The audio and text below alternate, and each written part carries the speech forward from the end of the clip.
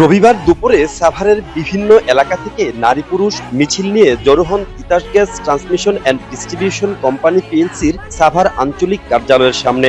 গ্যাসের দাবিতে বিক্ষোভ আর স্লোগানে মুখর হয়ে ওঠে পুরো এলাকা। ক্ষুব্ধ গ্রাহকদের অভিযোগ, মাসের পর মাস বিল পরিশোধ করলেও মিলছে না কাঙ্ক্ষিত সেবা।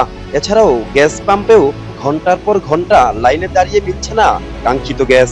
গ্যাসের প্রেশারই পাই না, 70, 80, 100 এর উপর প্রেশারই পাওয়া যায়।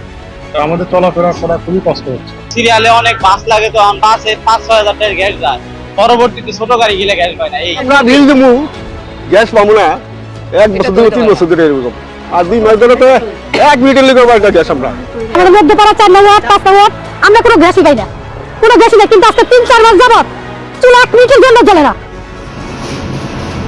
বিক্ষোভকারীরা জানান, প্রায় 1 বছর ধরে গ্যাসের চাপ কম থাকলেও গত 2 মাসে সংকট ভয়াবহ আকার নিয়েছে। দিনের বেশিরভাগ সময়ে গ্যাস না থাকার ফলে কেউ হোটেল থেকে খাবার কিনছেন, কেউ বৈদ্যুতিক বা কাঠের চুলায় রান্না করছেন। এতে বাড়তি খরচের পাশাপাশি দুর্ভোগে পড়েছেন সাধারণ মানুষ।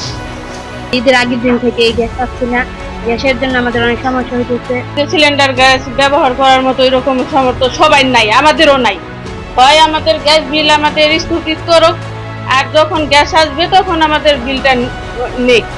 আন্দোলনকারীরা তিতাস গ্যাসের গাজীপুর অঞ্চলের প্রকৌশলীর কাছে স্মারকলিপি জমা দেন। 3 দিনের মধ্যে গ্যাস সরবরাহ স্বাভাবিক না হলে আরো কঠোর কর্মসূচির হুঁশিয়ারি দেন তারা।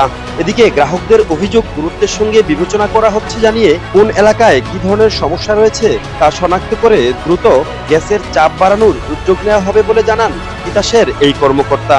কোন কোন এলাকায় গ্যাস পাচ্ছে না, এখন আমরা কোন এলাকায় ওই লাইন, ওইটা কোন লাইন থেকে আসতেছে, আমরা চেষ্টা করব যে ওই লাইনে কিভাবে প্রেশার বাড়াইলে এই প্রবলেমটা সলভ করা যায়, এটা আমরা চেষ্টা করব। খুব স্বল্পতম সময়ের ভিতরে আমরা চেষ্টা করব যে এই প্রবলেমটা সলভ করার জন্য। তবে নির্ধারিত 3 দিনের মধ্যে গ্যাস সরবরাহ স্বাভাবিক না হলে আবারও রাজপথে নামার ঘোষণা দিয়েছেন ভুক্তভোগী গ্রাহকরা।